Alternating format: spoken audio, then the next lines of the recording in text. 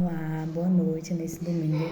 No meu último vídeo no meu grupo de apoio a pacientes com ansiedade, pacientes e amigos com ansiedade, lá nós estamos trabalhando o tema que é perdão, tá pessoal? Porque o perdão é o princípio de tudo. O perdão, ele é cura, são sinônimos. E eu já passei outros materiais para elas, né? O último a gente falou muito sobre a questão das exigências, né? Sempre gosto de dar uma recapitulada. Então, por que a gente precisa perdoar? A gente precisa perdoar porque a gente se magoa. E por que a gente se magoa? A gente se magoa porque a gente cria uma expectativa de que o outro haja como a gente gostaria que ele agisse. Mas essa nossa expectativa, ela está atrelada às nossas exigências. Então, nós somos muito exigentes com o outro, com Deus, né? Então, nós nos achamos, nenhum de nós, enquanto seres humanos, somos medíocres, né? Somos medianos. Todos nós somos dotados de muita capacidade, de muita inteligência, de muita beleza e de muita energia, sendo todos igualmente filhos de Deus. Mas a partir do momento que a gente cria uma exigência dos outros e de Deus, a gente coloca o outro numa posição de mediocridade, como se nós estivéssemos em uma posição superior, tá? Então, assim, é porque eu mereço estar nesse emprego mais do que fulano, é porque eu mereço ter um café na cama, é porque eu mereço ser elogiado, é porque eu mereço ser valorizado. Então, a gente costuma ter uma balança diferente para pesar o que o outro precisa e necessita e o que a gente precisa e necessita. Eu até citei no vídeo anterior, né, muito falando sobre as passagens do Evangelho, que para julgarmos os outros, a gente vai no Antigo Testamento, onde o Deus é um Deus que pune, é um Deus que castiga. E para se julgar, a gente vem para um Novo Testamento, onde o Deus é um Deus misericordioso, né? Não que o Deus tenha mudado. Na verdade, o que exige que muda do Novo Testamento para do Velho Testamento para o Novo Testamento é a percepção sobre o Deus, né? Então, os antigos profetas, antes de Jesus Cristo, tudo que acontecia na terra, eles encaravam como quem era um castigo, uma punição de Deus. Aí chegou Jesus Cristo, é extremamente misericordioso e mudou toda essa realidade. Então, assim, mas não existe um Deus diferente, né? O mesmo Deus que lhe apoia, que é misericordioso com você, é o mesmo Deus do seu irmão, daquela pessoa que lhe magoou e que lhe frustra. Então, o problema é nosso em querer criar exigências diante dos outros, se colocando sempre em uma posição superior. Na verdade, hoje a gente vive uma sociedade de adultescentes, que são adultos, né, que buscam no outro, né, aquela satisfação de um desejo infantil, de algo que lhe faltou, né? Muitos vieram de uma família muito crítica, muito exigente, muitas vezes foram ridicularizados pelos pais.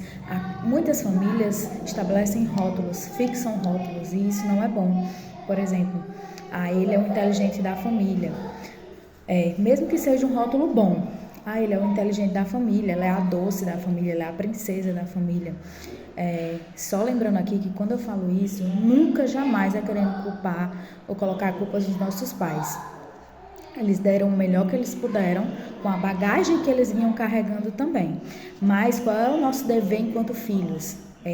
Ser muito gratos sempre pela nossa vida e pelo melhor que eles nos deram e corrigir aquilo que não foi legal, para que a gente não fique repassando de geração para geração esses erros, tá? Então, assim, famílias muito críticas, né, que exigiam demais, né, que eram muito perfeccionistas, tudo tem que estar muito perfeito, a casa nunca pode estar suja, você tem que estar sempre muito limpo, tem que fazer tudo na hora, senão você vai ser muito punido, castigado, ou que estabelecem rótulos. Ele é um engraçado, ou ela é a princesa. O ruim de rótulos é porque, principalmente quando você é criança, inconscientemente você fixa esse rótulo na sua cabeça.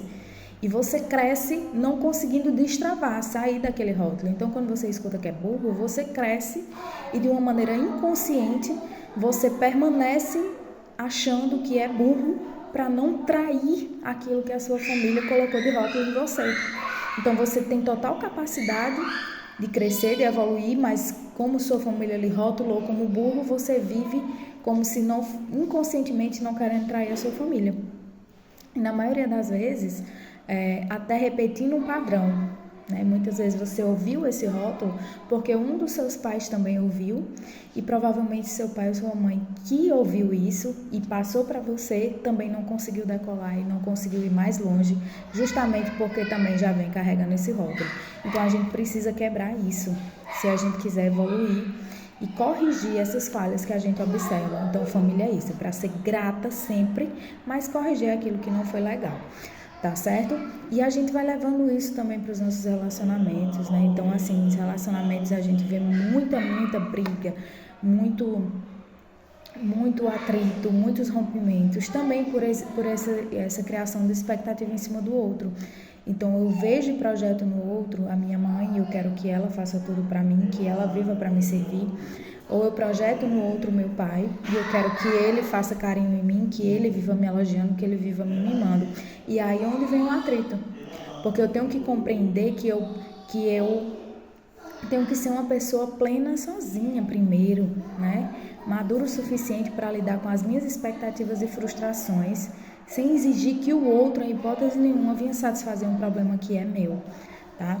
Então isso é muito importante. Todos os estudiosos dentro da psicologia, eles falam sobre isso, que a autoestima, ela parte primeiro dessa aceitação do que eu sou, tá? E quando eu falo isso, eu não estou querendo dizer o estigma de Gabriela, eu nasci assim, eu cresci assim, eu vou ser sempre assim. Não, não é isso. Eu sei quem eu sou, eu sei como é a minha aparência, eu me aceito, eu me amo, né, dessa forma, mas eu sei das minhas falhas, das minhas necessidades, das minhas frustrações, e exatamente por isso, da minha maneira de lidar com frustrações, exatamente por isso eu vou fazer o que eu preciso para amadurecer e crescer, sem gerar expectativa no outro. Quando a gente começa a compreender isso, diminui as nossas mágoas, porque a gente compreende que o outro é um ser complexo tanto quanto eu, né? Só que ele tem exigências e percepções do mundo diferentes das minhas, porque ele veio de uma outra educação, ele teve outra posição diante dos problemas da vida, ele passou por outros problemas, até se foi irmão dentro da casa, passou por problemas semelhantes, a forma como aprende a lidar com aquilo é diferente. Então, se eu compreendo isso do universo do outro, eu me magoo menos, porque eu entendo que o outro não tem que realizar ou me satisfazer, depende de mim. Eu preciso buscar as ferramentas de conhecimento, de capacitação para o meu crescimento, mas eu não posso esperar que ninguém faça isso por mim, tá certo? E o exercício que eu quero que vocês façam hoje é o seguinte: pega um papel e caneta. Esse exercício é só para você, não precisa compartilhar com absolutamente ninguém. E anote, né? Quais são as pessoas que mais lhe frustram, que mais lhe desagradam. E quando você fizer isso, anote também quais são as situações em que essa pessoa mais lhe magoa. E a parte mais importante, que pode doer, tá? Mas faça. É necessário, tá? Qual é a sua responsabilidade nisso, né? Qual é a sua responsabilidade nisso? Porque se você se magoou, existe sim uma exigência sua em cima disso, para que essa mágoa tenha sido gerada. E comece a acordar para o peso da sua responsabilidade nas suas mágoas. É o início de um processo de aprender a perdoar, que a gente tá junto. Um beijo no coração, uma excelente semana a todos.